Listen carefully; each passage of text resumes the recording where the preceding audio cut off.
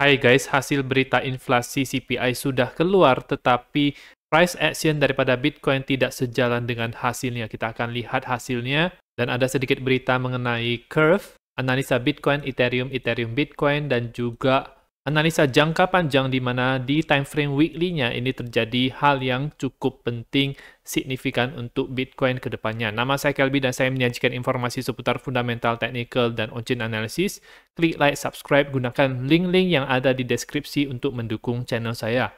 Hasil CPI kemarin itu bagus, di mana core CPI month-to-month dan CPI month-to-month-nya itu sama dengan ekspektasi atau forecast-nya, yaitu 0,2%. CPI year-to-year-nya itu mengalami penurunan, di mana ini adalah hal yang baik, tetapi sebenarnya ini naik dibandingkan dengan bulan yang sebelumnya. Jadi, ini merupakan pertama kalinya inflasi year-to-year ini itu melakukan kenaikan. Memang secara ekspektasi dia lebih rendah, tetapi ini bisa ada pertanda kalau inflasi itu mulai naik lagi. Tingkat pengangguran itu meningkat juga dibandingkan dengan ekspektasi, di mana hal ini adalah hal yang baik, tetapi meskipun keduanya ini hijau, market itu berkata lain, memang sempat itu naik, tetapi akhirnya itu turun juga. Nanti kita akan lihat mengenai analisa Bitcoin. Kita akan lihat dulu untuk berita curve, ada berita positif, di mana Binance Labs itu akan berkomitmen memberikan investasi $5 juta kepada project ini. Di mana curve itu utamanya dibangun di atas blockchain Ethereum. Sebagai bagian dari kolaborasi yang baru ini, Curve akan mengeksplorasi dan mungkin berpotensi untuk launching di ekosistem BNB Chain. Jadi ini adalah hal yang sangat baik sekali setelah tertimpa hack yang menyerang Curve, ternyata ada berita baik untuk DeFi Curve. Sekarang kita akan melihat untuk Bitcoin di time frame daily seperti biasa. Hari ini turun, kemarin juga close dengan posisi merah, jadi ini RSI ini dalam posisi di bawah 50, berusaha untuk bertahan di atas 50, MACD sebenarnya masih bagus, market cipher ini memang sudah berubah menjadi hijau, tetapi masih belum terlalu tebal, jadi di time frame yang lebih kecilnya itu terindikasi kalau ini masih dalam posisi bearish, di mana menurut saya target harganya itu untuk jangka pendek itu bisa ke 29.260-an ya teman-teman, di mana di sini itu ada demand zone, jadi kemungkinan bisa akan ada bounce dulu dari sini, baru dari situ kita akan lihat apakah bounce-nya tersebut itu sifatnya korektif atau impulsif. Kalau misalnya korektif, dia bounce tapi dia melakukan pergerakan yang pelan dalam waktu yang lama.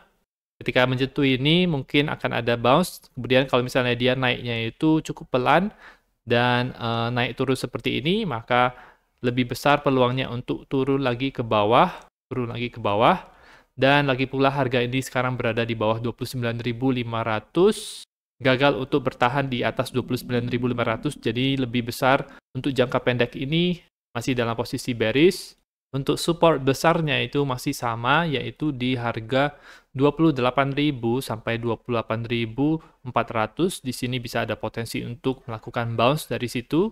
Masih ada potensi Bitcoin untuk bisa turun sampai ke daerah ini, tetapi secara jangka panjang itu Bitcoin masih berada di dalam uptrend karena masih berada di atas beberapa garis-garis yang penting yang menunjukkan kalau Bitcoin masih berada di dalam uptrend, dan di sini juga ada garis support yang kuat di harga 27.800 ya teman-teman.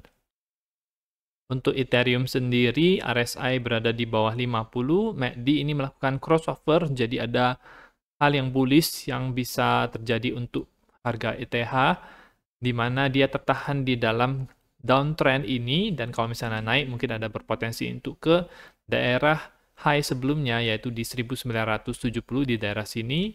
Ethereum harus melewati resistance di 2020 agar bisa lebih besar potensinya untuk ke daerah warna merah ini di 2800. Kalau misalnya ada pergerakan yang besar, Bitcoin misalnya dia bisa melewati resistance 32.000 atau seterusnya, maka ETH juga bisa akan menyusul ke harga yang lebih tinggi. Untuk skenario bearish-nya, untuk ETH, dia ada daerah demand zone yang ada di sini. Di sini itu bisa ada potensi untuk bounce, yaitu di harga 1740 di sekitaran ini. Dan ada support yang cukup besar itu di daerah 1600-an, yaitu di support garis warna merah ini. Dari volume sendiri ini masih datar, tidak ada kenaikan volume yang signifikan untuk ETH, belum ada candle yang impulsif menunjukkan kalau akan naik, belum, masih harus bersabar ya teman-teman. Tetapi kita bisa melihat kalau untuk ETH Bitcoin ini dia bisa berhasil balik ke daerah dalam ascending triangle ini. Jadi kita lihat ini dia berhasil balik dan masih berada di atasnya. Ini ada sedikit retest ya untuk hari ini, ada sedikit penurunan. Kalau misalnya lancar, maka dia bisa naik sampai ke 0,064. Di situ altcoin dan ETH akan lebih outperform Bitcoin. Di Real Bitcoin Dominance juga ini dari tanggal 8 sampai sekarang mengalami penurunan hanya sedikit saja, tidak terlalu signifikan. Untuk altcoin non-ETH dia cenderung untuk sideways, jadi tidak ada banyak perubahan. Bitcoin Dominance yang di TradingView itu juga berada di daerah yang memungkinkan chartnya itu untuk sideways saja karena di daerah 50-an.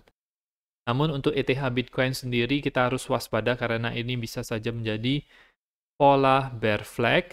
Harga mungkin bisa tertahan di sini, kemudian jikalau ada sell off yang cukup besar, maka itu bisa membawa harga ETH Bitcoin dengan cepat ke bawah dan bisa ada terjadi breakdown di sini juga, bisa membuat ke lower low ke daerah sini. Sekarang kita akan melihat analisa jangka panjang untuk Bitcoin ini cukup menarik karena baru saja muncul untuk di time frame weekly-nya. Jadi ini muncul ketika weekly close yang kemarin, ini adalah Gaussian channel, time frame weekly, berubah menjadi hijau. Dan ini adalah kejadian yang sangat langka sekali, hanya terjadi beberapa kali saja sepanjang sejarah harga Bitcoin. Terakhir kali kita terjadi ini itu di tahun 2019 di bulan Juli. Nah, harga waktu itu memang sudah cukup memuncak dan harga dari situ itu kemudian ke bawah, baru dari situ harganya itu naik. Tetapi Gaussian channel-nya ini masih berada di dalam warna hijau. Dan sampai di 2022 di bulan Juni ini terjadilah perubahan warna menjadi warna merah. Kemudian terjadi juga di tahun 2016 di bulan Januari berubah menjadi hijau, kemudian dari situ dia ada pump sampai 100 minggu, jadi sekitar 100 minggu itu dia memuncaknya. Kalau misalnya untuk siklus yang 2021 kita lihat ini 148, ini kita lihat dia sekitar 120 minggu. Kalau untuk yang di Aprilnya itu 90 minggu untuk sampai ke puncaknya.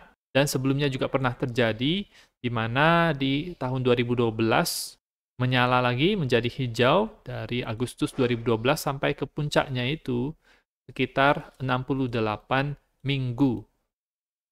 68 minggu, kemudian 100 minggu, dan 120 minggu untuk sampai ke puncaknya sejak indikator ini berubah menjadi hijau. Jadi kalau misalnya kita mau proyeksikan ke depannya, misalnya ada 100 minggu itu berarti di Juni 2025, 120 minggu, di November 2025. Bisa jadi di tanggal-tanggal tersebut, kemungkinan Bitcoin memuncaknya ya teman-teman. Selain Gaussian Channel yang saya mau tunjukkan kepada teman-teman adalah Bull Market Support Band, di mana harga masih bertahan di atas Bull Market Support Band ini. Ini adalah 21 Week EMA dan 20 Week MA. Harga bounce daripada pita bull market ini. Harga itu berada di range 28.000 sampai 28.600. Masih bisa ada potensi untuk ke bawah, jadi bisa nge-wick seperti ini di tanggal 13 Juni 2023. Jadi bisa ada potensi 28.000 kalau misalnya kita mengacu pada bull market support band. Asalkan tidak close di atas, di bawah daripada bull market support band ini, maka kita bisa melihat adanya kekuatan di Bitcoin. Terutama di Maret dan di bulan Juni itu ada nge-wick ketika dia berusaha untuk menjebol bull market support band ini. Jadi tren masih dalam posisi ke atas ya teman-teman. Kecuali di tahun 2019 itu di bulan Septembernya itu terjadi breakdown ke bawah dan dia bisa close di bawah daripada bull market support band ini, kemudian retest, habis itu terjadi sell off lagi ke bawah. Nah, inilah adalah hal yang harus kita hindari. Kalau misalnya ini terjadi, maka ada potensi untuk crash itu bisa terjadi seperti yang terjadi di sini. Harga harus bertahan terus di atas daripada bull market support band ini. Kalau misalnya bertahan terus, maka kita akan seperti yang di tahun 2015, tahun 2016, dan tahun 2017 ya teman-teman. Itu adalah penentunya. Kalau misalnya close di bawah bull market support band ini, maka takutnya itu bisa terjadi seperti yang di tahun 2020. Kita harus lebih waspada. Asalkan kalau misalnya dia close di atas ini terus, aman, berarti kedepannya itu juga lebih cenderung untuk bullish, dan strategi buy the dip itu bisa kita gunakan selalu. Buy the dip-nya di mana? Buy the dip-nya itu ketika harga itu menyentuh di daerah bull market support band ini. Dan ekspektasinya adalah dia akan naik ke atas ketika menyentuh daerah tersebut. Nah, itu saja untuk informasi pada video kali ini. Semoga bermanfaat. Teman-teman bisa dukung channel saya dengan mengklik like, subscribe, gunakan link-link yang ada di deskripsi untuk mendukung channel saya, dan nantikan video saya selanjutnya.